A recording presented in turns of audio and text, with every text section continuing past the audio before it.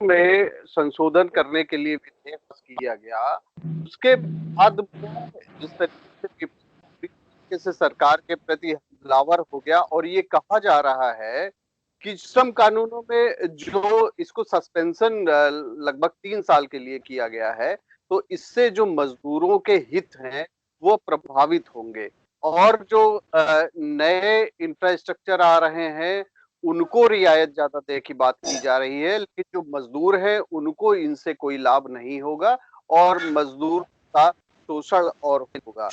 इस समय हमारे साथ में भारतीय जनता पार्टी के पूर्व संगठन मंत्री शिव कुमार द्विवेदी हैं, जो आईटी सेल से भी जुड़े रहे और सबसे बड़ी बात है कि फार्मा सेक्टर से भी जुड़े हैं। तो अगर राजनीति की बात करें तो राजनीति के साथ ही वह एक व्यापार से भी जुड़े हैं और श्रम कानूनों को लेकर वो कई बार आवाज भी उठाते रहे, ऐसे मंच पे रहे हैं, फार्मा सेक्टर में रहते हुए भी कई बार उन्होंने खुद भी इस चीजों को फेस किया है। तो जो ग्राउंड लेवल की चीजें होती हैं, समस्याएं क्या आती हैं और उसका निदान क्या है, ये शिव कुमार द्विवेदी से अच्छी तरीके से समझा जा सकता है। तो इसके लिए हम प्रयास करेंगे कि आखिर में ये जो संशोधन किए जा रहे हैं इसका फर्क क्या पड़ेगा, ये बताएं। बहुत बहुत धन्यवाद राजीव जी, आपने हमें अपने मंच पर आने का अवसर दिया। जैसा कि अभी आप देख रहे हैं कि कोरोना काल में अर्थव्यवस्था का संकट को लेकर के पूरी दुनिया में संकट चल रहा है और भारत भी इस संकट से जूझ रहा है। अब विषय ये आता है कि इस संकट से उबरा कैसे जाए। इसको लेकर के हमने औद्योगिक गतिविधियां चालू करने की बात करी। अभी हमारे देश में शायद आपको ध्यान होगा कि जो प्रधानमंत्री मोदी जी वीडियो कॉन्फ्रेंसिंग कर रहे थे, तो भारत के कई प्रधान मुख्यमंत्रियों से ये बात कह रहे थे कि आप अर्थव्यवस्था को लेकर के जो कंपनियां चाइना से 1000 कंपनियां लगभग अपने देश वापस लौटना चाहती हैं या अन्य जगह जाना चाहती हैं, उनके संपर्क में जाइए और अपने अपने देश में अपने अपने प्रदेश को मजबूत बनाइए और वहां पलायन रुके और लोग वहीं पर रोजगार करें, इधर से उधर ना जाए। ऐसी बहुत बड़ी प्लानिंग को लेकर के उन्होंने मुख्यमंत्रियों से बात किया, जिसको लेकर के 3 राज्यों के मुख्यमंत्रियों ने इनिशिएटिव लिया, जिसमें आपके उत्तर प्रदेश के माननीय योगी आदित्यनाथ जी, मध्य प्रदेश के शिवराज सिंह चौहान जी और विजय रूपाणी जी, इन लोगों ने इस पे काम करना शुरू किया। अब बात यह आती है कि श्रम कानूनों को जो उसके खत्म किए गए, श्रम कानूनों में कुछ कानूनों को जो शिथिलता दी गई, ढील दी गई और 3 वर्ष के लिए दिया गया, यानी अस्थायी दिया गया, कि उसको यूपी सरकार ने टेम्परेरी एग्जेम्पशन कानून ऑर्डिनेंस जारी किया, जिसमें कहा कि हम 1000 दिन के लिए इसको छूट देंगे। अब इस छूट को समझना जरूरी है, जिसमें कुछ राजनीतिक प्रभाव से जुड़े हुए जो मजदूर संगठन है, जो कि पहले भी इस देश में रहे हैं, 1948 का जो न्यूनतम मजदूरी अधिनियम था वो ऑलरेडी अभी भी चल रहा है, इसमें कोई दिक्कत नहीं है। यानी मूल अधिकार जो मजदूरों के हैं वो अभी भी इनके पास सुरक्षित हैं, उसमें कोई कटौती नहीं की गई। जिसमें बंधुआ श्रम एवं उत्पादन अधिनियम है, उसके बाद भवन निर्माण उत्पादन अधिनियम है, कर्मचारी प्रतिकार अधिनियम है, बच्चों एवं बाल महिला अधिनियम जो है वो भी वैसे सुरक्षित है, वेतन विसंगतियों की बात है वो भी सुरक्षित है, सामान वेतन की बात है वो भी सुरक्षित है। यानी उनके मौलिक अधिकारों में कहीं कोई कटौती नहीं आई है। रही बात, सिर्फ एक चीज उन्होंने किया है कि जो छोटे उद्योग होते हैं उनको लगाने में हमें समस्या आती है। जैसे कि मान लीजिए अभी मुझे अगर पेस्टीज बनाना हो या बेकरी का कोई काम बनाना हो और मुझे सिर्फ 10 ही एम्प्लॉय रखने हैं, तो उसके लिए भी हमें श्रम विभाग जाना पड़ता था और उसकी अनुमति लेने में कम से कम हमें 1 माह का समय लग जाता था। आज के समय में इस कानून में शिथिलता आने से हम या आप भी छोटे उद्योग लगा सकते हैं। इसका एक सबसे बड़ा इफेक्ट पड़ता है कि एमएसएमई उद्योग बहुत बूस्ट करेगा। बड़े उद्योग तो पहले भी ऑर्गेनाइज सेक्टर में थे, उनमें कोई दिक्कत नहीं थी, वहां पहले भी इंटरनल काउंसिल होती थी, पहले भी यूनियन होती थी, पहले भी यूनियन काम होता था। ये नियम जो लागू हुआ है, इसकी वजह से छोटे उद्योग बहुत तेजी से पनपेंगे और जगह जगह पे लोग छोटे रोजगारों के माध्यम से बढ़ेगा। ये एक बहुत बड़ा फैसला है। 1978 में सामान वेतन मान को लेकर के जो बात हुई और इंदिरा गांधी जी ने बड़े कड़े नियमों को पालन किया और कम्युनिस्टों के दबाव में, और उसी का नतीजा रहा कि जो आपका उत्तर प्रदेश में जो कानपुर मैनचेस्टर कहा जाता था, आज वो समाप्त हो गया। क्योंकि इन कड़े नियमों की वजह से उद्योग धंधे बंद हुए और 78 से ये पलायन प्रारंभ हुआ और होते होते आपके 2020 तक उत्तर प्रदेश की लगभग 24,70,000 लोग विभिन्न राज्यों में चले गए।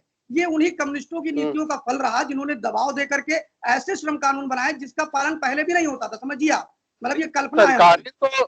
सरकारें तो कम्युनिस्टों की नहीं रही, कांग्रेस की रही, तो कम्युनिस्टों का दबाव कांग्रेस के ऊपर कैसे आ गया? बिल्कुल बिल्कुल, मैं आपको फिर बताना चाहूंगा कि देश में जो द्वितीय विश्व युद्ध के बाद IOL का नाम आपने सुना होगा, इंटरनेशनल लॉ जो ऑर्गेनाइजेशन है, उसमें उन्होंने करा क्या कि इस देश में सबसे पहले इंटरनेशनल लॉ ऑर्गेनाइजेशन पे पाम चारू और एम एन रॉय भारत के अंदर 2016 में उन्होंने सॉरी क्षमा करिएगा, 1916 में उन्होंने पदार्पण किया था। उसी समय महात्मा गांधी जी भारत में आए थे और मजदूरों को लेकर के एक बड़ा आंदोलन खड़ा हुआ, और आजादी से पहले और आजादी के बाद भी सिर्फ कम्युनिस्ट जो मजदूर संगठन है वही हावी रहे। अब तो चलो भारतीय मजदूर संघ आ गया, कांग्रेस का इंटेक 1948 में आया, हिंद मजदूर सभा समाजवादी आंदोलन का जनक है, ऐसे मधुली में उसके नेता हुआ करते थे। एक चीज ये भी देखी गई है कि जितने भी मजदूर संगठन रहे, इतने सालों से मजदूर संगठन बने हुए हैं, मजदूरों के हित की बात करते रहे हैं नेता, जो मजदूर नेता रहे हैं। तो मजदूर नेताओं की आर्थिक स्थितियां तो काफी अच्छी होती चली गई, लेकिन जो मजदूर है वो वहीं का वहीं रहा, और स्ट्राइक होने के वजह से और मजदूर लगातार जब देखो तब हड़ताल करते रहे, तो इससे भी मुझे लगता है कि जो इंडस्ट्रिस्ट हैं वो परेशान हो गए, और कानपुर जैसे या और भी जो छोटे छोटे उद्योग थे वो बंद हो गए। तो क्या ये लग रहा है कि जैसे प्रवासी भारतीय जो है, जो अदर स्टेट से आ रहे हैं, सबसे बड़ी चीज जो ये देखी जा रही है कि जो स्टेट गवर्नमेंट है, खास करके यूपी की सरकार है, उन्होंने एक कार्य योजना बनाने के लिए कह दिया है, और ये सबसे बड़ी बात है कि 20 लाख लोगों को रोजगार देने की बात कही गई है।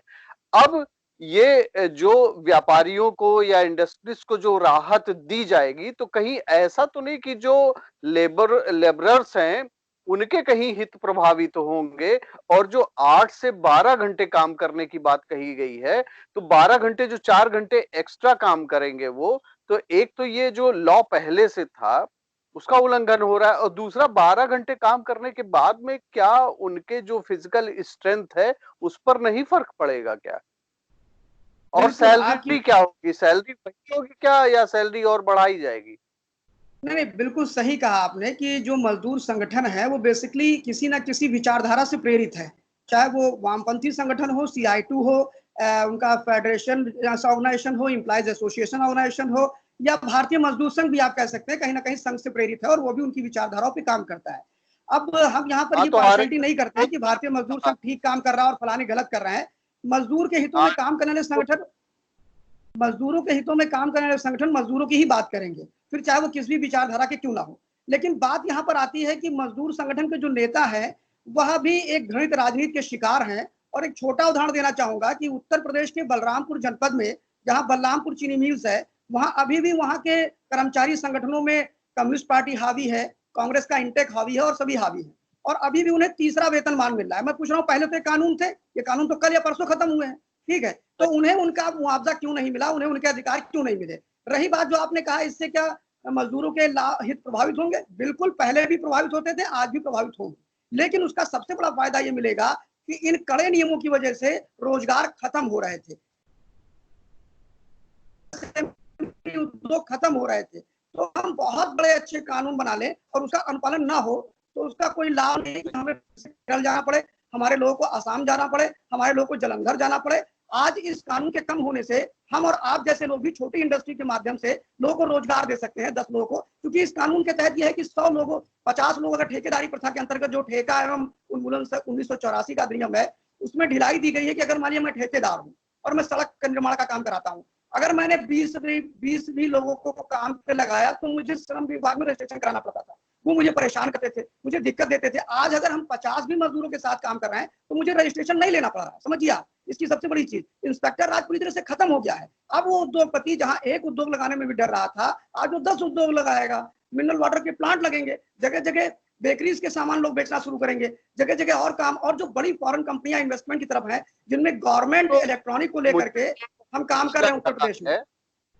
ये लग रहा है कि जो फॉरेन से इन्वेस्टमेंट है वो तो बढ़ेगा ही, लेकिन जीएसटी और डिमोनेटाइजेशन के वजह से जो छोटे छोटे उद्योग खत्म हो चुके थे वो फिर से उभर सकते हैं, ओडीओपी के अंतर्गत उभर सकते हैं, और लोगों के लिए रोजगार और के अवसर और ज्यादा बढ़ेंगे। और जो ये बात आ रही है कि मजदूरों के हित ना प्रभावित हो, तो सबसे बड़ी जो बेसिक नीड है, पहले काम तो जनरेट हो, पहले एम्प्लॉयमेंट जनरेट हो, उसके बाद में बात आती है कि उनको उसका कितना लाभ मिलता है, रोजगार के अवसर मिलते हैं। जब रोजगार के अवसर मिलेंगे तभी उनको कुछ लाभ मिल पाने की उम्मीद है। आप हमारे साथ जुड़े, और जिस तरीके से आपने बहुत ही विस्तार से चीजों को बताया, जिस तरीके से विपक्षी पार्टियां हमलावर हो रही सरकार पे, लेकिन मजदूर के हित कहाँ सुरक्षित हैं, ये आपने काफी कायदे से बताया। और जो मुझे ये लगता है कि सरकार का जो प्रयास है कि 20 लाख लोगों को रोजगार दिया जाए, और सबसे बड़ी बात है कि उत्तर प्रदेश के मुख्यमंत्री ने यह कहा है कि क्वारंटाइन की अवधि जैसे ही समाप्त होती वैसे ही उनको काम पे लगा दिया जाए। तो ये बड़ी बात है कि लोगों को रोजगार मिलना चाहिए, रोजगार के अवसर पैदा होने चाहिए, नियम कानून इतने कड़े नहीं होने चाहिए कि कोई यहाँ भी उद्योग लगाने से घबराए। तो आपका बहुत बहुत धन्यवाद, और फिर किसी नए मुद्दे पर आपके साथ होंगे। एक एक चीज मैं बोलना चाहूंगा, अगर आप जी, स्वीकृति दें तो। एक चीज मैं बोलना बताइए। चाहूंगा, इससे मिनिमम वेज की बात जो वामपंथी संगठन है और यहाँ तक कि सारे संगठन ये कहते रहे हैं कि मिनिमम मजदूरी तय होनी चाहिए। ये बात 1978 से तय हो रही है, समझिए आप। और आज तक बहुत सी इंडस्ट्री ऐसी हैं जिन्होंने मिनिमम वेजेस की बात नहीं करी। भले बड़ी कंपनियों को छोड़ दिया जाए, तो कोई भी मझोली कंपनी या छोटे स्तर पे आज तक नहीं हुआ। तो मैं पूछ रहा हूँ, तब भी कानून थे, तो आप क्या कर रहे थे संगठन बना करके? सही बात। मतलब ये बहुत बड़ा प्रश्न चिन्ह है, तो आप क्या कर रहे थे? और दूसरी बात, ये जो मजदूर संगठन है ये अवसरवादी है। जैसे आप देखिए 2004 से लेकर के 2014 तक, जब तक कांग्रेस की सरकार रही, तब तक वामपंथी संगठनों के सिर्फ 2 स्ट्राइक हुए देश के अंदर। और जैसे ही भारतीय जनता पार्टी की सरकार आई, इन वामपंथी संगठनों ने लगातार 27 स्ट्राइक किए इस देश के अंदर, सोचिए आप। अब मैं पूछता हूं, तब तक आप कहीं सुरक्षित थे, अब असुरक्षित हो गए? ये एक बड़ा प्रश्न है। और इन मजदूर लीडरों के माध्यम से मजदूरों को हित का हनन किया जाता है, ना कि उनके हित को दिलाया जाता है। मैं इतना ही कहना चाहूंगा। बहुत बहुत बहुत बहुत धन्यवाद आपका, बहुत ही विस्तार पूर्वक आपने बताया। Thank you. धन्यवाद, धन्यवाद भाई साहब, आपने हमें अवसर दिया। धन्यवाद।